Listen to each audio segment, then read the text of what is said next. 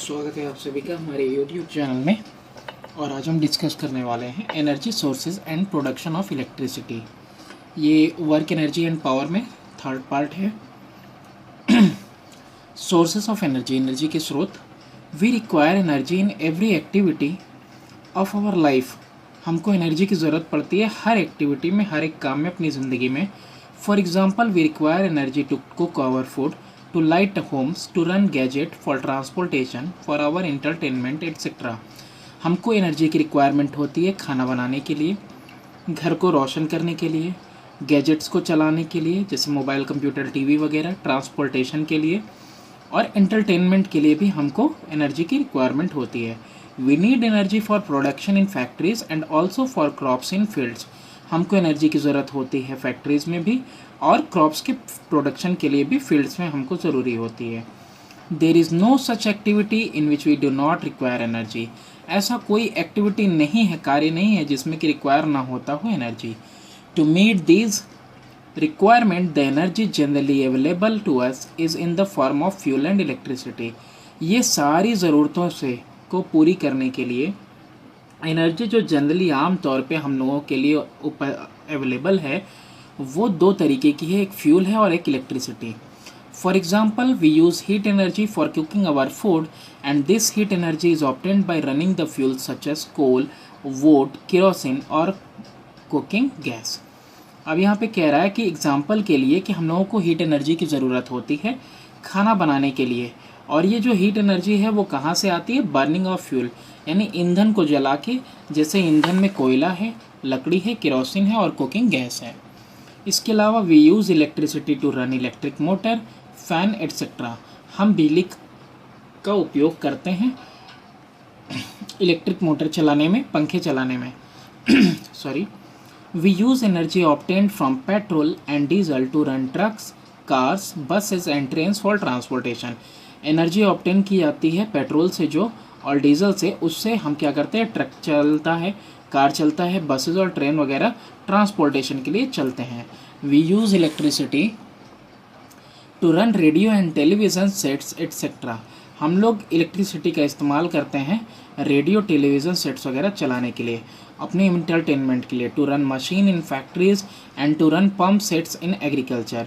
Machine run कराने के लिए फैक्ट्रीज़ में और पंप करने के लिए, वाटर वाला पंप चलाने के लिए भी एग्रीकल्चर में हम लोगों को इलेक्ट्रिसिटी की ज़रूरत होती है।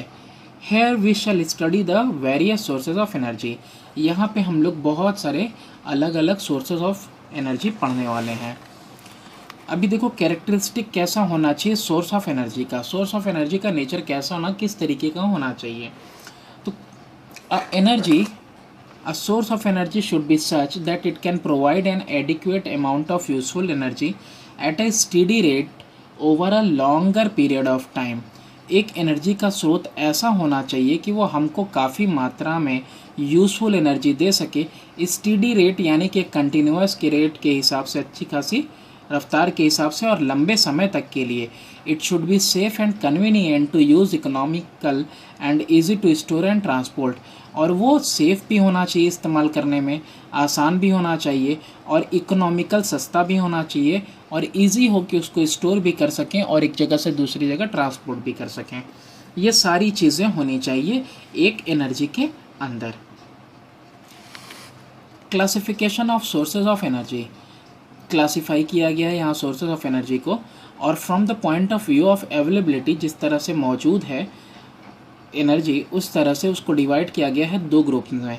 ये दो ब्रॉडर ग्रुप हैं, एक है renewable sources of energy and non renewable sources of energy.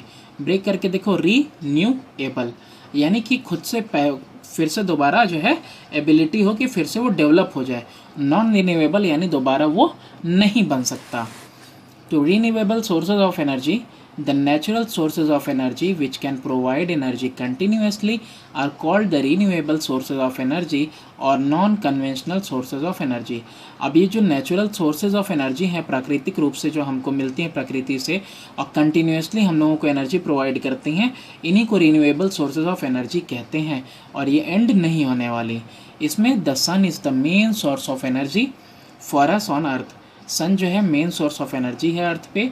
The energy harnessed by flowing water, wind, tides, ocean waves and biogas are the energy sources which are directly or indirectly derived from the energy of the sun. अब देखो सन तो main source of energy है, और जो energy harness होती है flowing water से, wind से, टाइड से, ओशियन के करंट्स वगैरह से और बायोगैस से, ये सारे सोर्सेज हैं जो कि डायरेक्टली या इनडायरेक्टली कहाँ से मिल रहे हैं, एनर्जी ऑफ द सन से ही मिल रहे हैं। We can use these sources of energy as long as the earth continues to receive heat and light from the sun. तो जाहिर सी बात है कि ये जो हवा वगैरह चलती है और ये जो कंटिन्यूसली फ्लोइंग है रिवर का, ये अनइवन हीटिंग की वजह से ही है अर्थ के, है ना। एक तरफ हाई प्रेशर, एक तरफ लो प्रेशर, एक तरफ गर्मी, एक तरफ ठंडी। तो इसी तरीके से जो है हाई प्रेशर से लो प्रेशर की तरफ हवाएं बहती हैं। वैसे ही जो है आपका समंदर का पानी जो है कि वो भाप बनता है, फिर एक तरफ से जाता है, दूसरी तरफ फिर वो बारिश होती है, फिर दोबारा वो जो है नदी नालों से होता हुआ, नदियों से मिलता हुआ फिर समंदर में जाके गिरता है। तो ये सारी एनर्जी भी क्या कह रहा है कि इनडायरेक्टली सन से ही मिल रही। Apart from these sources the geothermal energy and nuclear energy are the other sources of energy which can provide us energy over a long period. इसके अलावा जियोथर्मल यानी कि धरती के कोर में जो एनर्जी है ना, जो ही बिल्कुल, और जो न्यूक्लियर एनर्जी है वो दूसरे सोर्सेज हैं जो कि हमको एनर्जी प्रोवाइड कर सकते हैं एक लंबे समय के लिए। These sources of energy can be used again and again and they will not get exhausted। ये sources of energy आप इस्तेमाल कर सकते हो और ये जल्दी जो है एग्जॉस्ट नहीं होंगे। The wood obtained from the trees can also be considered a renewable source of energy because when some trees are cut from the forest, more trees grow in the forest। अब ये trees वगैरह जो हैं, इसको पेड़ को तो आप खुद से भी लगा सकते हो और जंगल में भी पेड़ पौधे उगते रहते हैं, तो इसीलिए इसको रीन्यूएबल सोर्सेज ऑफ एनर्जी में गिना गया है कि आप इसको दोबारा पा सकते हो। However a tree usually takes more than 15 years to grow fully, therefore renewable of wood as energy source takes a long time. अब देखो रिन्यूएबल तो है, लेकिन उसके बावजूद अगर एक 15 साल का पेड़ काट दिया आपने, तो दोबारा एक नन्हे मुन्ने पेड़ को 15 साल लग जाएंगे वैसे मैच्योर होने में। Further, the cutting of trees on a large scale also causes depletion of forest which result in environmental imbalance। और अगर पेड़ वगैरह आप लंबे स्तर पे काट रहे हो तो उससे क्या हो जाता है, फॉरेस्ट ख़त्म होते जाते हैं, जिससे इन्वायरमेंट के अंदर डिसबैलेंस क्रिएट होगा। Hence, using of wood as a source of energy must be avoided। तो इसीलिए लकड़ी को एकदम ईंधन की तरह अंधाधुंध इस्तेमाल करना बिल्कुल नहीं करना चाहिए, इससे बल्कि बचना चाहिए, अवॉइड करना चाहिए। Thus the renewable sources of energy are, renewable sources of energy कौन कौन से हुए, सोलर एनर्जी है, wind energy, hydro energy, geothermal energy और न्यूक्लियर एनर्जी। देखा वुड को इसमें नहीं लिया हुआ है। इसके अलावा है non renewable sources of energy. The sources of energy which have accumulated in nature over a very long time and cannot be quickly replaced when exhausted are called non-renewable sources। Non renewable sources of energy वो हैं जो जमा हुई हैं प्राकृतिक के अंदर बहुत लंबे समय पे, और उनको दोबारा तुरंत रिप्लेस नहीं किया जा सकता अगर एक बार ये सारी एनर्जी ख़त्म हो गई तो। इनको नॉन रिन्यूएबल सोर्सेज कहते हैं। The conventional sources of coal, petroleum and natural gas also known as fossil fuel are non-renewable sources because they are formed by decomposition of the remains of plants and animals buried the earth millions of years ago due to certain slow changes under the special circumstances। अब यहाँ पे कोल, petroleum, natural gas की बात कर रहा है कि इनको फॉसिल फ्यूल भी कहते हैं। ये वो नॉन रिन्यूएबल सोर्सेज हैं, और नॉन रिन्यूएबल सोर्सेज इसलिए हैं क्योंकि ये बने हैं डिकम्पोजिशन से, रिमेन्स ऑफ जो प्लांट और एनिमल हैं उनका डिकम्पोजिशन हुआ है उनकी वजह से, और ये जो है कि सड़गल के जो है मिट्टी में दब गए और मिलियंस ऑफ ईयर्स में स्लो चेंज हुआ, एकदम धीरे धीरे चेंजेस आए, स्पेशल सर्कमस्टांसेस, स्पेशल परिस्थितियों में ये बदल गए। किसके अंदर, सोर्सेज ऑफ एनर्जी के अंदर ये बदल गए, कोयला बन गया, पेट्रोल बन गया, फॉसिल फ्यूल में कन्वर्ट हो गए। Such condition do not prevail now. अब ऐसा कंडीशन होने ही पाएगा। So the fossil fuel are rare. इसलिए ये जो फॉसिल फ्यूल है ये बिल्कुल रेयर है। If they are being used extensively their known reserve would soon deplete. अगर उनको जो है एक्सटेंसिवली यूज़ किया जाएगा बड़े पैमाने पे, तो उनका जो रिज़र्व वगैरह है ना जल्दी ही पूरा ख़त्म हो जाएगा। 10 इफ़ दे आर एग्जॉस्टेड, और अगर इसलिए वो एग्जॉस्ट हो गए तो they can not be regenerated, इनको दोबारा नहीं पाया जा सकता। Actually the ultimate source of fossil fuel is also the sun, because it is the solar energy which is stored in the form of chemical energy in the plant animals and animals that were buried inside the earth long ago. Actually जो है ultimate source जो है fossil fuel का वो सन ही है, क्योंकि solar energy ही है वो जो स्टोर होती है केमिकल एनर्जी के फॉर्म में प्लांट और एनिमल में, और वही प्लांट और एनिमल बरी थे इनसाइड अर्थ बहुत ही लंबे समय पहले से ही। Thus the fossil fuel contain the chemical energy and they are rich in carbon compound, इसीलिए जो फॉसिल फ्यूल हैं वो कंटेन करते हैं, उनमें केमिकल एनर्जी है और वो बहुत रिच होते हैं, कार्बन कंपाउंड होते हैं। तो non renewable sources of energy में आप देखो कोल है, पेट्रोलियम है और नेचुरल गैस है। अब यहाँ पे एक डिफरेंस बिटवीन दिया हुआ है रिन्यूएबल सोर्स के बीच में और नॉन रिन्यूएबल सोर्स के बीच में, ये आप पढ़ना, जो डेफिनेशन है बस उसी में से इसने कुछ पॉइंट्स आपको दिए हुए हैं डायरेक्टली पढ़ने के लिए। यहाँ है जुडिशियस यूज़ ऑफ एनर्जी, है ना, न्याय के साथ आपको यूज़ करना है energy. The conventional sources of energy, conventional sources of energy यानी यूनिडायरेक्शनल है, एक बार आ गए फिर ख़त्म हो गए तो फिर दोबारा आ नहीं पाएंगे, जैसे कि फॉसिल फ्यूल आर लिमिटेड, ये एक हद में है बस, एंड नॉन रिन्यूएबल, दोबारा फिर पाई नहीं जा सकती। So the constant use of them will create an energy crisis in near future, तो इसीलिए अगर लगातार इनका इस्तेमाल किया जाएगा तो एनर्जी क्राइसिस आ जाएगी फ्यूचर में, भविष्य में। Therefore, the following measure must be taken for the judicious use of energy, इसीलिए कुछ कदम उठाने चाहिए ताकि आप इनको सही से इस्तेमाल कर सको। अब यहाँ पे पहला है the fossil fuel such as coal, petroleum, natural gas should be used only for the limited purpose when there is no other alternative source of energy. Fossil fuel जैसे कि कोयला है, पेट्रोल है, नेचुरल गैस है, इसको तभी use करना चाहिए लिमिटेड परसेस के लिए ही, यानी कि एक हद तक ही इस्तेमाल करना चाहिए, और तब इस्तेमाल करना चाहिए जब कोई अल्टरनेटिव यानी इसके अलावा कोई सोर्स ऑफ एनर्जी इस्तेमाल करने के लिए ना हो। The wastage of energy should be avoided, wastage इसका जो है हमेशा अवॉइड करना चाहिए, है ना। अब पहले के ज़माने में होता क्या था, अभी भी कहीं कहीं पे होता है कि बहुत सारी लकड़ियाँ जला देते हैं जाड़े के दिन में और बाहर बैठ के जो है घंटों तापते रहते हैं, तो ये भी क्या है, वेस्टेज ऑफ एनर्जी है। रात हो गई तो घर जाएं, आराम करें। Effort must be made to make use of energy for community और ग्रुप पर्पजेज, कोशिश करनी चाहिए कि यूज़ ऑफ एनर्जी पूरे समुदाय के लिए और ग्रुप्स के लिए अवेलेबल हो। The cutting of trees must be banned and more new trees must be rope to grow, और जो पेड़ पौधे हैं उनको काटने पे बैन लगा देना चाहिए और ज़्यादा से ज़्यादा पेड़ वगैरह लगाए जाने चाहिए। Such a technique should be develop that in future we may make use of renewable sources such as solar energy, wind energy, hydro energy, geothermal energy and nuclear energy as much as possible to meet our requirement. कुछ ऐसी तकनीक का इस्तेमाल करना चाहिए, भविष्य में future में डेवलप करना चाहिए, ताकि हम रिन्यूएबल सोर्स ऑफ एनर्जी पे ज़्यादा डिपेंड हो, ज़्यादा उसका इस्तेमाल करें, जैसे सोलर एनर्जी है, विंड एनर्जी है, बहते हुए पानी से जो एनर्जी मिलती है, धरती के अंदर जो गर्मी है उससे जो एनर्जी मिलती है, और न्यूक्लियर एनर्जी है, ताकि हम अपनी रोज़मर्रा ज़रूरतों को पूरा कर सकें। Now we shall study the method of producing electricity from the renewable sources of energy. अब हम यहाँ पे पढ़ने वाले हैं मेथड कि किस तरह से हम इलेक्ट्रिसिटी प्रोड्यूस करेंगे from renewable sources of energy, यानी वो सोर्सेज ऑफ एनर्जी जिससे कि दोबारा पाई जा सकती हैं। Production of electricity from solar energy, हम पढ़ने जा रहे हैं प्रोडक्शन बिजली का सोलर एनर्जी से। The sun is the most vast and direct source, सूरज क्या है, सबसे बड़ा और डायरेक्ट सोर्स है किसका, ऑब्वियस सी बात है एनर्जी का होगा।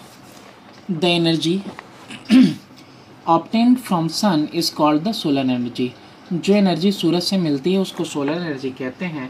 The upper atmosphere of earth receive from sun nearly 1.37 kilo joule of energy per second per square metre, out of which nearly 53% of energy is absorbed by the atmosphere itself and only 47% reaches the earth surface.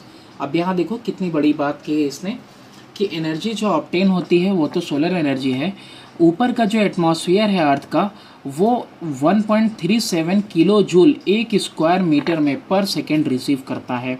इसमें से 53% तो absorb हो जाती है खुद atmosphere में ही, सिर्फ 47% energy ही जो है एटमॉस्फेयर से सरफेस पे अर्थ के पहुंचती है। और the device which convert solar energy directly into the electricity is called a solar cell. और जो डिवाइस यानी जो यंत्र कन्वर्ट करता है सोलर एनर्जी को डायरेक्टली बिजली में, उसको सोलर सेल कहते हैं। On the other hand, a solar heating device is also used to generate electricity from the solar energy। और इस दूसरे हाथ पे देखें तो सोलर हीटिंग, दूसरे साइड सोलर हीटिंग डिवाइस जो होता है, सोलर से जो हीट होता है डिवाइस, उसको भी यूज़ किया जाता है इलेक्ट्रिसिटी जनरेट करने के लिए सोलर एनर्जी से। This is called a solar power plant, और इसको सोलर पावर प्लांट कहते हैं। अब इसमें देखो पहले है देखो solar cell. About 100 years ago, it was discovered that when sunlight fall on a thin layer of selenium, an electric current is produced। 100 साल पहले की बात है कि डिस्कवर किया गया था कि सनलाइट जब पतले से सेलेनियम के लेयर पे पड़ती है तो एक इलेक्ट्रिक करंट प्रोड्यूस होता है। But only 0.6% part of the solar energy incident on selenium could convert into the electricity. अब इसमें भी देखो मसला ये था कि 0.6% ही जो पार्ट सोलर एनर्जी की जो कि डायरेक्टली पड़ रही है, इंसिडेंट पड़ रही है, वही कन्वर्ट हो पा रही थी इलेक्ट्रिसिटी में। So no serious effort were then made to produce electricity from the solar energy. अब इतना मामूली सा पार्ट सिर्फ इलेक्ट्रिसिटी में कन्वर्ट हो रहा है, इसलिए उस समय किसी ने ध्यान नहीं दिया इसके ऊपर और कोई कोशिश नहीं की गई। The first solar cell was then made in 1954 which had an efficiency of only 1%। तो पहला एक ऐसा सोलर सेल बनाया गया 1954 में जिसकी क्षमता 1% थी। But nowadays solar cells have been made with an efficiency up to 30%। अब ऐसा सोलर सेल बना लिया गया है जिससे 30% एफिशिएंसी, 30% क्षमता मिले। The solar cell are usually made from semiconductor like silicon and gallium। ये सोलर सेल जो बनते हैं वो बनते हैं सेमीकंडक्टर से, सिलिकॉन और गैलियम जैसे। अ semiconductor has conductivity less than that of a metal. एक सेमीकंडक्टर के अंदर जो कंडक्टिविटी होती है यानी कि बिजली की कंडक्टिविटी वो मेटल से कम होती है, but more than that of a insulator. लेकिन इंसुलेटर में जैसे कि एकदम ना के बराबर होती है, तो एक इंसुलेटर से ज़्यादा होती है, मेटल से कम। एट ऑर्डिनरी टेम्परेचर, आम टेम्परेचर पे, आम तापमान पे, a semiconductor has a very low conductivity. Semiconductor के अंदर कंडक्टिविटी बहुत लो होती है, but its conductivity increases either with the rise in temperature or when some impurities are added in it. लेकिन जैसे ही टेम्परेचर को बढ़ा दें या उसमें कुछ इम्प्योरिटीज़ मिला दें हम, तो होता क्या है, इनकी कंडक्टिविटी बढ़ जाती है।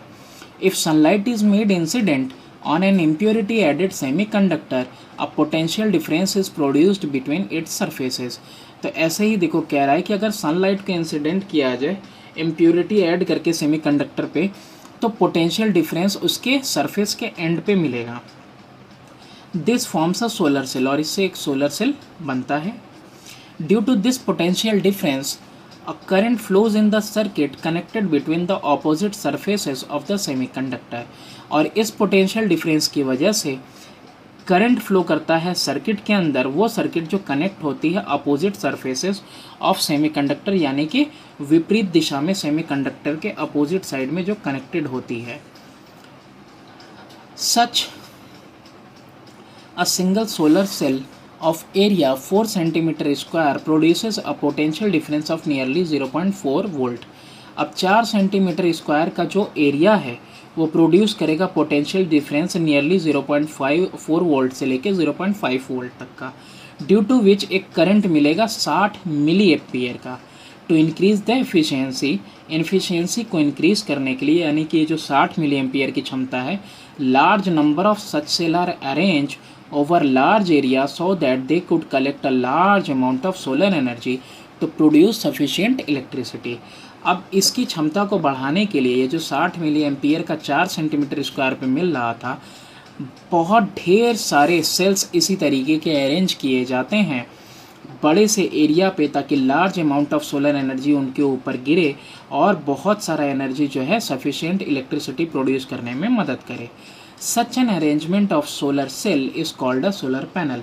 और ऐसे ही छोटे छोटे सोलर सेल का अरेंजमेंट कहलाता है solar panel. The solar panel are use to supply electric power in the artificial satellite.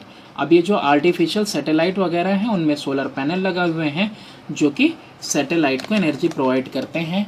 फिर कह रहा है वाटर पंप को भी प्रोवाइड करते हैं। स्ट्रीट लाइटनिंग में भी लगे होते हैं सोलर पैनल, जिससे कि स्ट्रीट लाइट जलती है। And for radio and television sets in remote, और रेडियो और टेलीविज़न सेट्स में भी और इन रिमोट एरियाज़ में वहाँ पे भी जो है सोलर पैनल लगा होता है। जैसे गांव-गांव में सरकार ने भी बांटा था सोलर पैनल, जहाँ पे बिजली की व्यवस्था सही तरीके से नहीं थी।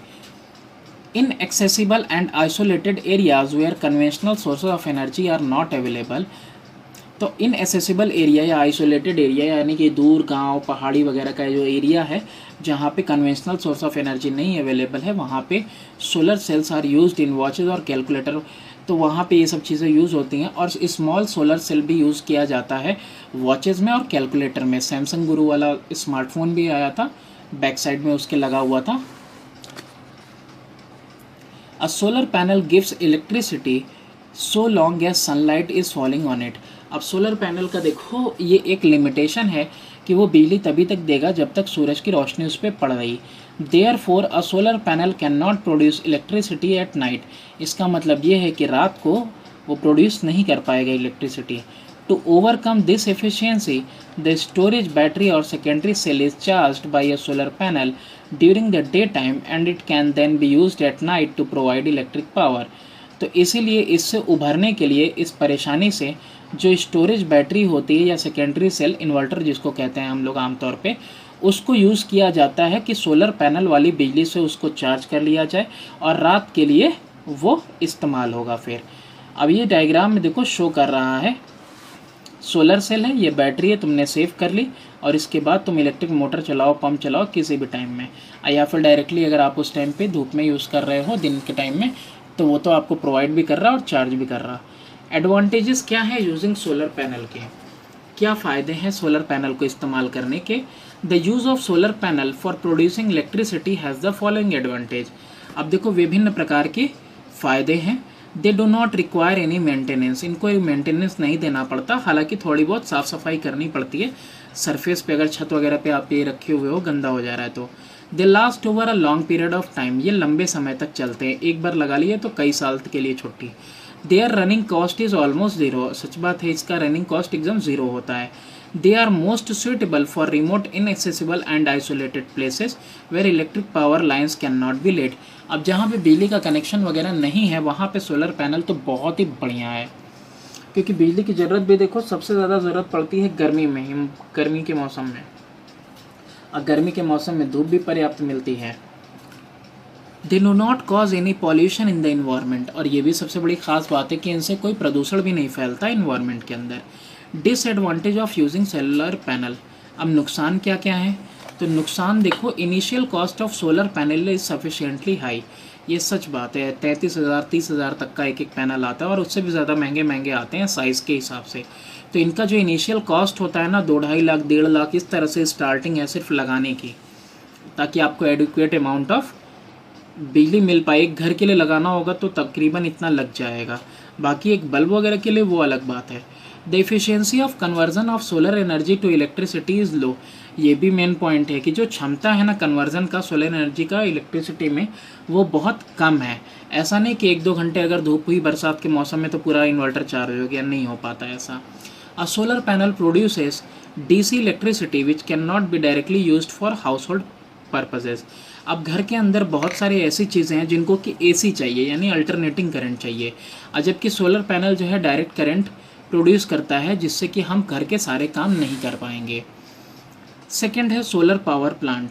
अ solar power plant is a device in which heat energy of sun is use to generate electricity. अब ये सोलर पावर प्लांट एक ऐसा डिवाइस है जिसमें हीट एनर्जी सूरज की इस्तेमाल की जाती है बिजली उत्पन्न करने के लिए। The sun rays after reflection get concentrated at the focus of a concave reflector. अब यहाँ पे क्या है, एक कॉन्केव रिफ्लेक्टर है, सारी सूरज की रोशनी जो है इसके ऊपर पड़ेगी और पड़ने के बाद आके फोकस पे मीट करेगी। They have sufficient heat energy which can boil water. और ये जो है ना, ये जो एक जगह पे कंसंट्रेट होगी तो यहाँ पे बॉयलर रखा होगा जिसमें पानी बॉयल होगा और ये मतलब नॉर्मल इतना टेम्परेचर प्रोड्यूस कर देगा कि पानी बॉयल हो। If it is placed at the focus of the reflector this principle is used in solar power plant. तो कहते क्या है, तो आपको मालूम है कॉन्केव वाला जो है कन्वर्जिंग होता है मिरर, तो सारी रेज आ रही हैं एक जगह पे, ये आके मीट कर रही हैं और इसी जगह पे हमने बॉयलर रख दिया, अब उसमें पानी जो है गर्म होगा। A solar power plant consists of number of concave reflector at the focus of which there are black painted water pipe। अब सोलर पावर प्लांट में होता क्या है, बहुत सारे कॉन्केव रिफ्लेक्टेड होते हैं, फोकस के पास पाइप लगी होती है, वो भी काली कलर से पेंट। अब ब्लैक का आपको मालूम है कि बेस्ट एब्जॉर्बर है वो हीट का। The reflector concentrate the heat energy of the sun rays on the pipe due to which water inside the pipe start boiling and produces steam. अब ये जो काली काली पाइप है उसके अंदर पानी है और सारा का सारा रेज कंसंट्रेट होके पाइप्स पे गिरेगा, तो पाइप्स क्या होंगी, गर्म हो जाएंगी, उनके अंदर का पानी बॉयल होगा, स्टीम प्रोड्यूस होगा। The steam thus produced is use to rotate a steam turbine which drives a generator producing electricity. अब ये जो स्टीम है ना, ये प्रोड्यूस हुआ है इसके अंदर, उसको इस्तेमाल किया जाता है टरबाइन को रन करने के लिए, जो कि एक जनरेटर को चलाता है बिजली प्रोड्यूस करने के लिए। Such a solar power plant of capacity 50 kilowatt has been installed in Gurgaon Haryana. 50 kilowatt की क्षमता वाला लगाया गया है ऐसा पावर प्लांट गुड़गांव में, हरियाणा में। नेक्स्ट है production of electricity from wind energy. अब ये विंड एनर्जी से कैसे बिजली पैदा की जाती है। Wind means the large masses of moving air. Wind का मतलब क्या है, लार्ज मास, किसका, हवा का, बहुत सारी हवा, वो भी मूविंग एयर है ना, हवा कैसे मूव करती हुई। Due to motion it has kinetic energy. अब मोशन की वजह से इसके अंदर क्या होता है, kinetic energy. The kinetic energy of the moving large masses of air is called the wind energy.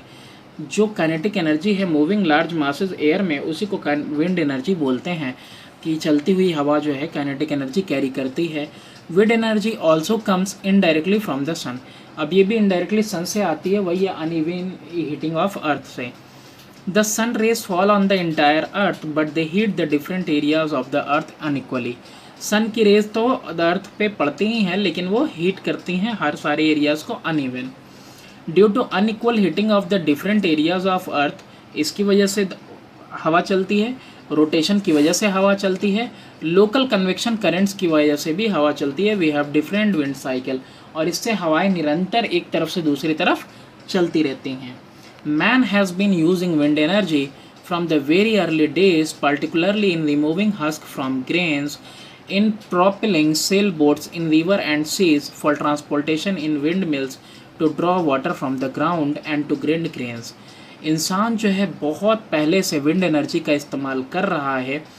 पहले वो जो है धान वगैरह से वो जो खुद्दी वगैरह निकालते हैं उसके लिए इस्तेमाल किया, समुंदर के अंदर इस्तेमाल किया बोट्स वगैरह के लिए, और नदियों में भी बोट्स वगैरह जो चलती हैं वो हवा की वजह से वो मोड़ना वगैरह चलता है। फॉर ट्रांसपोर्टेशन के लिए, और विंड मिल में जो है इस विंड मिल बना के इस्तेमाल किया ताकि पानी ग्राउंड से निकाला जा सके, और जो है अपने अनाज को पीसने के लिए भी विंड मिल का इस्तेमाल किया इंसान ने शुरुआत से ही। Nowadays wind energy is use in a wind generator to produce electricity by making use of a windmill or wind turbine to drive a wind generator. अब आजकल क्या होता है कि विंड एनर्जी का इस्तेमाल किया जा रहा है विंड जनरेटर में, फिगर में दिया हुआ है, ताकि प्रोड्यूस हो पाए बिजली विंड मिल का इस्तेमाल करके, और विंड मिल या फिर विंड टरबाइन जो कि उसको ड्राइव करेगा, विंड जनरेटर लगा है इसमें। ये डायग्राम तुमको शो करता है, ये ब्लेड हैं, ब्लेड्स इस तरह से बने रहते हैं, इनका शेप ऐसा होता है कि अगर हवा सामने से चल रही होगी तो ये रोटेट करेंगे तो देखो यहाँ पे बीच में आर्मेचर लगा है, मोटर लगा है, किनारे किनारे आपका मैग्नेट है है ना। अब ये रोटेट करेगा, ऑटोमेटिकली रोटेट करेगा तो क्या होगा, करंट इसके अंदर इंड्यूस होगा। ये शो करता है जनरेटर इस जिसमें इलेक्ट्रिक जनरेटर है या फिर डायनामो है जिसको कि प्लेस किया हुआ है at the top of pillar के ऊपर लगा हुआ है। Armature of dynamo is connected to the shaft attached with the blade of a windmill. अब जो आर्मेचर है उसको कनेक्ट किया हुआ है शाफ्ट से, और वो शाफ्ट जो है में ब्लेड्स लगे हुए हैं विंड मिल के। When the blowing wind strikes the blade of the windmill, the kinetic energy of wind changes into rotational kinetic energy of the blade, due to which the blade of the turbine rotate and the shaft connected to it begin to rotate, which in turn rotate the armature of the dynamo. Due to the rotation of the armature in magnetic field produced between the pole pieces north and south of a strong magnet, an alternating EMF is produced between the terminal T1 and T2. इसके बारे में detail तो आपको मिलेगा electromagnetic induction में, लेकिन उससे पहले हम डायग्राम के साथ देख लेते हैं उसने कहा क्या है। ये जो शाफ्ट है कलेक्टेड है ब्लेड से, तो जब विंड एनर्जी आएगी ब्लेड को मूव करवाएगी तो रोटेशनल काइनेटिक एनर्जी में विंड की काइनेटिक एनर्जी चेंज हो जाएगी। अब ये रोटेशनल काइनेटिक एनर्जी की वजह से ये शाफ्ट कनेक्टेड है बीच में आर्मेचर से, आर्मेचर रोटेट करेगा तो नॉर्थ पोल और साउथ पोल के बीच में रखा हुआ है, यानी मैग्नेटिक फील्ड के बीच में रखा हुआ है, नॉर्थ से साउथ की तरफ मैग्नेटिक फील्ड लाइंस जाती हैं, तो इसके अंदर ईएमएफ इंड्यूस होगा। ठीक है, तो ईएमएफ इंड्यूस्ड होगा दोनों टर्मिनल्स के बीच में, और वही ईएमएफ जो इंड्यूस हुआ है वही हमारी बिजली है। The electric power generated by a single wind mill generator is very small. एक सिंगल पावर विंड मिल से जो पावर मिलती है वो बहुत मामूली और कम है। So to generate a sufficient amount of electric power, a large number of such wind generators are arranged over a big area called a wind farm. तो इसीलिए जो है कि विंड फार्मिंग की जाती है, बड़े पैमाने पे बहुत सारे ऐसे विंड मिल्स लगाए जाते हैं बड़े से एरिया पे। And then electric power generated by each generator is combined together for supply to consumer. और सारे के सारे विंड मिल से जो एनर्जी मिल रही है उसको क्या किया जाता है, कंबाइन किया जाता है, उसके बाद अल्टीमेटली सप्लाई किया जाता है कंज्यूमर को। एट प्रेजेंट इन इंडिया, आज के समय में इंडिया में, जबकि ये किताब है तब की बात कर रही होगी जब लिखी गई होगी, we are generating more than 1025 megawatt electrical power by this technique in Gujarat and Tamil Nadu. Gujarat और तमिलनाडु में 1025 मेगावाट का इलेक्ट्रिक पावर जो है हम सप्लाई कर रहे हैं गुजरात तमिलनाडु में। We are trying to produce electric power up to 20,000 megawatt in our country by the use of wind energy। और हम लोग ये कोशिश कर रहे हैं कि हम लोग प्रोड्यूस कर पाएँ 20,000 मेगावाट का पावर अपने देश के अंदर विंड एनर्जी से। एडवांटेज और लिमिटेशन क्या है और डिसएडवांटेज क्या है। लिमिटेशन का मतलब ही होता है हद यानी disadvantage. The use of wind energy for generating electricity has the advantage that it does not cause any kind of pollution and it is an everlasting source। सबसे बड़ी खास बात यही है कि विंड एनर्जी की जो जनरेट करती है इलेक्ट्रिसिटी, इसका एडवांटेज ये है कि कोई इन्वायरमेंट को नुकसान नहीं पहुंचाती और ओवर लास्टिंग है, हमेशा चलते रहने वाली है, निरंतर, एक तरह के रिन्यूएबल सोर्स है। Limitation of use of wind energy for electric power generator.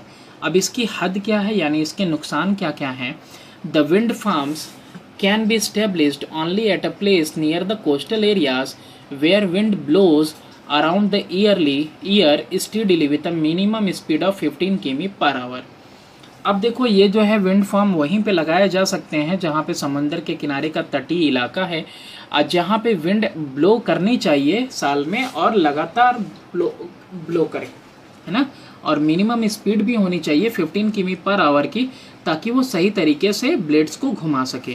A larger area of land is needed for the establishment of a wind farm. अच्छा, ये बहुत ऊंचे ऊंचे होते हैं, लंबे लंबे होते हैं, एक दूसरे से दूरी भी रखनी पड़ती है, इसलिए बहुत बड़ा एरिया जो है घेरना पड़ेगा विंड फार्मिंग के लिए। Establishment of a wind farm is expensive. हाँ, ये बहुत ही ज़्यादा, हद से ज़्यादा मेन बात है कि एक विंड फार्म बनाना बहुत ही ज़्यादा लागत लगेगी इसके अंदर। Production of electricity from water और हाइड्रो एनर्जी। अब रनिंग वाटर से कैसे इलेक्ट्रिसिटी हम प्रोड्यूस करेंगे वो देखते हैं। The kinetic energy processed by the flowing water is called water energy या फिर हाइड्रो एनर्जी। जो काइनेटिक एनर्जी होती है ना फ्लोइंग वाटर में, कोई भी बॉडी मूव कर रही है उसके अंदर काइनेटिक एनर्जी है, तो वैसे ही वाटर के अंदर जो काइनेटिक एनर्जी है उसी का इस्तेमाल करेंगे, उसी को हम कहते हैं water energy. This energy also comes indirectly from the sun which is responsible for the water cycle in nature. अब ये एनर्जी भी देखो सन से ही आती है, क्योंकि वही जिम्मेदार है वाटर साइकिल का। अगर सन नहीं रहता तो वाटर साइकिल नहीं रहता। The man has been utilising for centuries, सदियों से इस्तेमाल कर रहा है इसका। The energy of flowing water in river for rotating the water wheels of water mill use to drive the flour mill in remote hilly areas and for transporting heavy logs of wood from forest in areas to the downstream areas। अब देखो ये running water का इस्तेमाल किया जा रहा है ताकि चक्का चलाया जा सके, और ये जो व्हील रोटेट करेगा इससे फ्लोर मिल यानी कि अटैच्ड किया हुआ रहता है, फ्लोर मिल यानी कि चक्की चलेगी और आटा पिसाएगा, इस टाइप का कुछ। और इसके अलावा रनिंग वाटर का इस्तेमाल किया जा रहा है ट्रांसपोर्ट करने के लिए, बड़े बड़े जो है कि लकड़ी के टुकड़े होते हैं फॉरेस्ट एरियाज़ में, ऊपर से नीचे की तरफ ट्रांसपोर्ट करने के लिए। The most important use of hydro energy is to convert it into electrical energy by using a turbine. सबसे इम्पॉर्टेंट यूज़ क्या है हाइड्रो एनर्जी का कि कन्वर्ट किया जाए इलेक्ट्रिकल एनर्जी में, और इसका इस्तेमाल किया जाता है, टरबाइन का इस्तेमाल किया जाता है। The electrical energy so obtained is called hydro electric power. अब ये जो रनिंग वाटर से एनर्जी मिल रही है, इलेक्ट्रिसिटी मिल रही है, इसी को बोलते हैं हाइड्रो इलेक्ट्रिक पावर। अब देखो ये जो फिगर है, ये फिगर तुमको दिखा रहा है, ये फिगर शो करता है तुमको principle of hydro electric power plant in which the water flowing in high altitude river is collected in high dam or reservoir. The water from dam is then allowed to fall on a water turbine which is located near the bottom of dam. The shaft of the turbine is connected to the armature of an electric generator or dynamo। कह रहा है कि देखो जहाँ पे ऊंचाई से पानी गिरने वाला हो वहाँ पहले चारों तरफ बांध देते हैं, उसको डैम बना देते हैं। अब डैम बना देते हैं तो उसके बाद पानी उसमें धीरे धीरे जमा होता है। फिर अपनी रिक्वायरमेंट के हिसाब से हम जो है दरवाजे खोलते हैं या फिर जो है एक छोटे रास्ते से उसको जाने देते हैं। ऐसे में पानी और ज़्यादा रफ्तार से आगे की तरफ बढ़ता है। पानी के अंदर काइनेटिक एनर्जी आ गई और जो रास्ता है उसी रास्ते के अंदर हमने यहाँ पे टरबाइन लगा दिया। टरबाइन में ये फ़ैन टाइप का लगा हुआ है। अब ये रनिंग वाटर इसको चलाएगा, ये रोटेट करेगा, तो ये जो शाफ्ट कनेक्टेड है आर्मेचर से, ये शाफ्ट भी रोटेट करेगा। अगेन देखो सेम विंड मिल की तरह से ये शाफ्ट जो है तुम्हारा मैग्नेटिक फील्ड के बीच में लगा हुआ है, तो इसके अंदर करंट इंड्यूस होगा। अब करंट इंड्यूस होगा, बस वही करंट हमें चाहिए, ठीक है। तो यही चीज़ यहाँ ऊपर इसने समझाई है।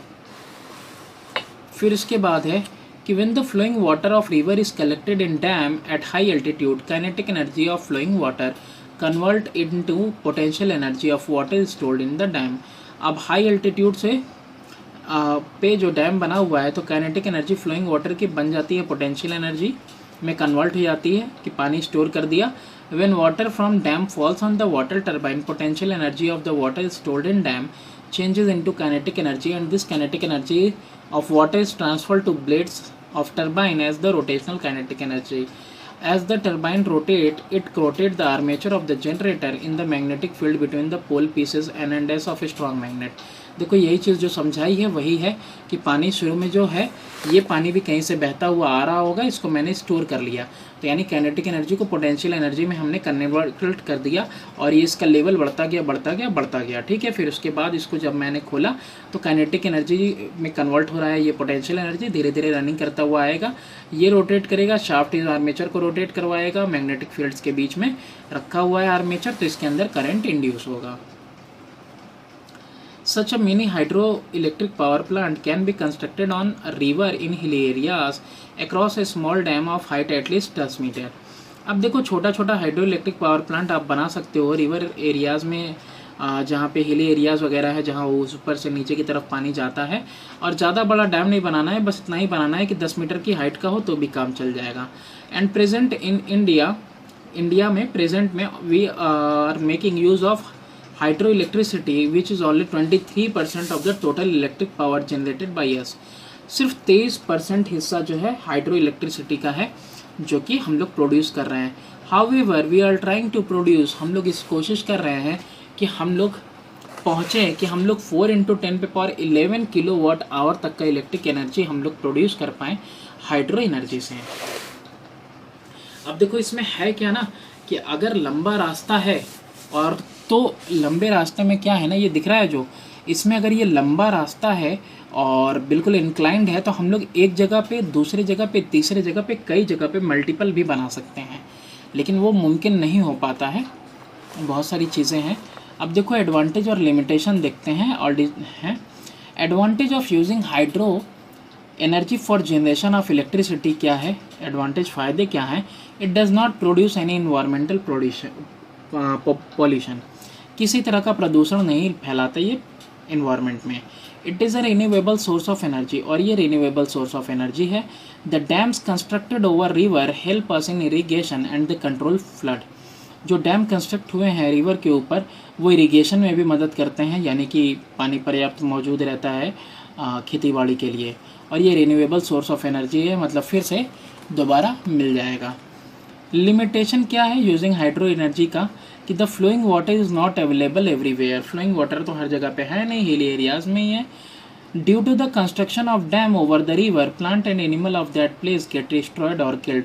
हाँ, ये भी बड़ी बात है कि बहुत बड़ा सा एरिया आप जब घेरते हो तो वहाँ पे रहने वाले जानवर वगैरह वो ऑलमोस्ट किल हो जाते हैं, और इसके अलावा कभी बांध टूटा तब तो और भी कोहराम मचेगा।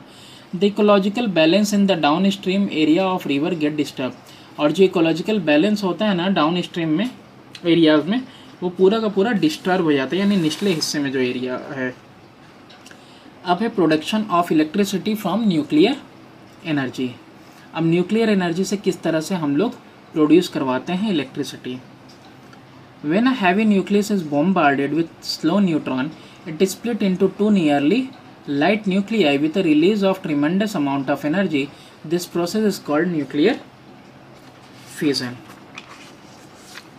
एक बड़ा सा न्यूक्लियाई है, न्यूक्लियस है, इसके ऊपर जब हम एक मूविंग इलेक्ट्रॉन का बॉम्बार्डिंग करते हैं तो इसका जो शेप होता है कुछ ऐसा हो जाता है, ठीक है। और फर्दर ये क्या हो जाता है, दो छोटे छोटे न्यूक्लियाई में ब्रेक हो जाता है, और ऐसा करते हुए ट्रेमेंडस अमाउंट ऑफ एनर्जी निकलती है, यही बात कह रहा है। This process is called nuclear fusion. Conversely when two or more light nuclei combine at very high pressure and high temperature to form a heavy nucleus with a release of tremendous amount of energy, the process is called nuclear fusion. इसी का उल्टा कह रहा है कि जब जो छोटे छोटे nuclei under high pressure, high temperature यानी 10⁻⁷ केल्विन के टेम्परेचर पे, अब बहुत हाई प्रेशर पे जब ये छोटे छोटे न्यूक्लियाई आपस में जुड़ते हैं और जुड़ के डिफ्यूज़ होकर एक बड़ा न्यूक्लियस बनाते हैं, ऐसे स्टेप में भी ट्रिमेंडस अमाउंट ऑफ एनर्जी निकलता है, उसको कहते हैं nuclear fusion. Both in nuclear fission and fusion total sum of masses of product is less than that of total masses of reactant. This lost gets converted into energy according to Einstein, mass energy is equal to mc²। कह रहा है कि दोनों ही condition में इसका जो मास है ना, यहाँ पे जो है वो मास यहाँ पे नहीं रहता, यानी कि सम मास जो होता है वो डिस्ट्रॉय हो जाता है। सम मतलब सम, बहुत थोड़ा सा। और उसके लिए आइंस्टीन की थ्योरी क्या है, कहता है कि E energy is equal to mc²। m वो मास जो डिस्ट्रॉय हुआ, ठीक है, और c का मतलब क्या है, वेलोसिटी ऑफ लाइट। अब तुम सोच सकते हो, अंदाज़ा लगा सकते हो कि अगर मास जो डिस्ट्रॉय हुआ वो 0.000001 ग्राम है, ठीक है, इतना सा मास अगर डिस्ट्रॉय हुआ, 0.1234567 डेसिमल के बाद 7 प्लेस है, इतना मास ग्राम, इतना ग्राम अगर डिस्ट्रॉय हुआ, उसको 3 × 10⁸ मीटर पर सेकंड की रफ्तार से वेलोसिटी ऑफ लाइट है, इसका स्क्वायर कर दो। 8 × 2 = 16, 3 × 3 = 9। समझ में आ रही है बात, यानी इतना ट्रिमेंडस अमाउंट ऑफ एनर्जी निकलेगा इतने छोटे से मास के डिस्ट्रॉय होने पे। समझ सकते हो आप कितना ज़्यादा। तो वही बात बोल रहा है कि लॉस, अच्छा, the energy so released is called nuclear energy. ये जो एनर्जी निकली ये न्यूक्लियर एनर्जी है। It has become possible to carry out fission reaction in a controlled way and to produce electricity by a controlled chain reaction of nuclear fission of a radioactive substances like uranium-235 and plutonium-239 in a device called the nuclear power plant. अब हम लोगों के लिए possible हो गया है कि fission reaction कर पाएँ कंट्रोल्ड वे में, क्योंकि ये सब अनकंट्रोलेबल था पहले जब तक टेक्नोलॉजी नहीं थी, और प्रोड्यूस कर पाएँ इलेक्ट्रिसिटी एक कंट्रोल्ड चेन रिएक्शन में न्यूक्लियर फिजन में। और ये न्यूक्लियर किससे करवाएंगे, ये एलिमेंट्स कैसे होते हैं, जो एलिमेंट्स रेडियो एक्टिव एलिमेंट्स हैं वो जैसे यूरेनियम-235 है और प्लूटोनियम-239 है, और एक डिवाइस का इस्तेमाल करेंगे जिसका नाम है nuclear power plant. Figure 2.17 show करता है working of nuclear power plant in which the heat energy released due to the controlled chain reaction of nuclear fission of uranium-235 or plutonium-239 in a nuclear reactor is absorbed by the coolant, which then passes through the coils of a heat exchanger containing water. अब देखो यहाँ पे जो diagram है, diagram show करता है nuclear power plant का काम करना, जिसमें हीट रिलीज हो रही है। यहाँ पे न्यूक्लियर रिएक्टर है, यहाँ से हीट रिलीज हो रही होगी कंट्रोल्ड रिएक्शन के साथ, जिसमें कि यहाँ पे प्लूटोनियम या यूरेनियम के रड लगे होंगे, यूरेनियम-235 के या प्लूटोनियम के ये रड लगे होंगे, ये वाले रड जो हैं ये लगे होंगे।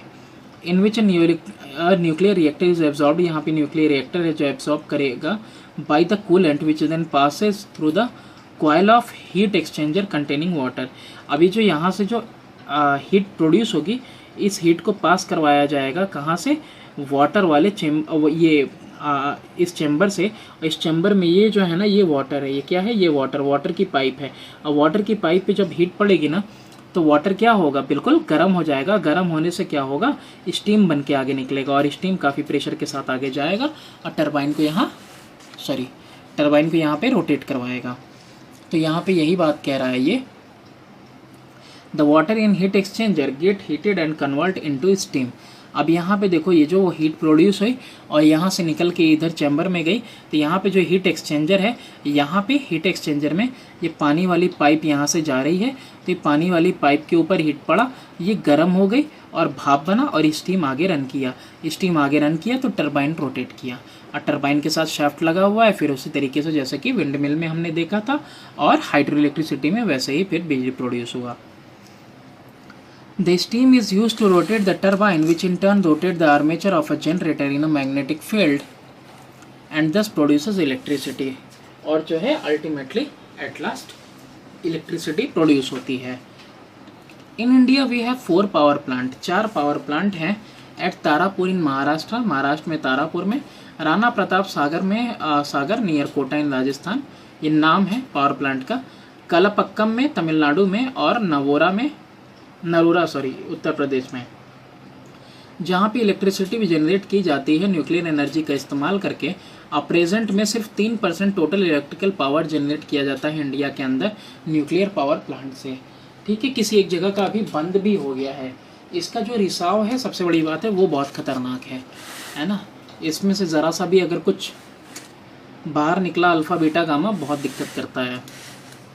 अच्छा, इसके एडवांटेज और लिमिटेशन देख लो। There are 2 main advantages of using nuclear energy for production of energy. 2 main advantage हैं न्यूक्लियर एनर्जी की प्रोडक्शन के। A very small amount of nuclear fuel such as uranium-235 can produce a tremendous amount of energy. पहली बात तो ये कि छोटा सा टुकड़ा बहुत ज़्यादा एनर्जी प्रोड्यूस करेगा। Once the nuclear fuel is loaded into a nuclear power plant, it continues to release energy for several years. कहा जाता है 1 ग्राम थोरियम जो है कि 1 साल तक बिजली दे सकती है। अब बहुत बड़े एरिया को, तो मतलब कई साल तक चलता रहेगा। सोचो, एक मतलब छोटा सा मामूली सा। The main limitation is that it is not a clean source of energy because very harmful nuclear radiation are produced in the process which are highly energetic and penetrating.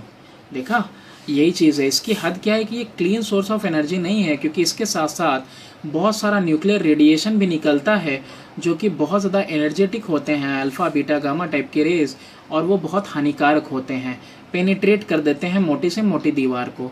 They cause ionization and so they are very harmful to human body. ये ionize कर देते हैं यानी charge कर देते हैं, इसीलिए ये बहुत हार्मफुल होते हैं ह्यूमन बॉडी को. So it need a very high standard of protection for a person working with the power plant and also for the environment. तो बहुत ही हाई स्टैंडर्ड का तुमको प्रोटेक्शन चाहिए, और इसके लिए आसपास की जगह के लिए और इसके अलावा जो काम कर रहे हैं उनके लिए तो और भी ज़्यादा. The nuclear fusion is preferred over the fission. Fusion को इसीलिए प्रीफर किया जाता है फिज़न से as energy source because the fuel needed for fusion is hydrogen और ड्यूटेरियम. अब देखो, जो फ्यूल ईंधन का इस्तेमाल होता है ना फ्यूज़न के लिए, वो हाइड्रोजन होता है या ड्यूटेरियम. हाइड्रोजन का ही फॉर्म है deuterium. N isotope of hydrogen, देखो लिख भी दिया, which is available in abundance, जो बहुत है. And fusion reaction does not produce any harmful product. और फ्यूज़न से जो है कोई हार्मफुल प्रोडक्ट नहीं निकलता, जबकि फ्यूज़न से निकलता है. But we are facing problem to store the fuel at high temperature and high pressure required for fusion reaction. इसके बारे में भी थोड़ा सा हम आपको भी बता देंगे. Attempt are in progress to achieve success. हाँ, तो भाई नामुमकिन क्यों हो पा रहा है? क्योंकि आपको टेम्परेचर चाहिए इन दोनों को एक करने के लिए. आपको टेम्परेचर चाहिए 10 पे पावर 7 केल्विन का. इतना भयानक टेम्परेचर आप कैसे प्रोड्यूस कर पाओगे? इसी को प्रोड्यूस करना नामुमकिन हो रहा है. और ये टेम्परेचर कहाँ पे है? ये टेम्परेचर तुम्हारा सन के ऊपर है. तो इसीलिए सन के ऊपर फिज़न और फ्यूज़न लगातार चलते हैं. भाई फिज़न होता है तो टेम्परेचर हो जाता है 10 पे पावर 7 केल्विन, और इतने टेम्परेचर में फिर जो फिज़न से दो छोटे न्यूक्लियाई है वो फिर कंबाइन होके बड़े न्यूक्लियाई में. इसीलिए फिज़न और फ्यूज़न लगातार चलते चले जाते हैं. तो यही चीज़, इतना टेम्परेचर पा पाना बहुत मुश्किल है. इसीलिए हम लोग अभी भी अटेम्प्ट कर रहे हैं कि हम लोग कोई उसमें अचीवमेंट पा सकें. Thanks for watching. Do subscribe and share my channel.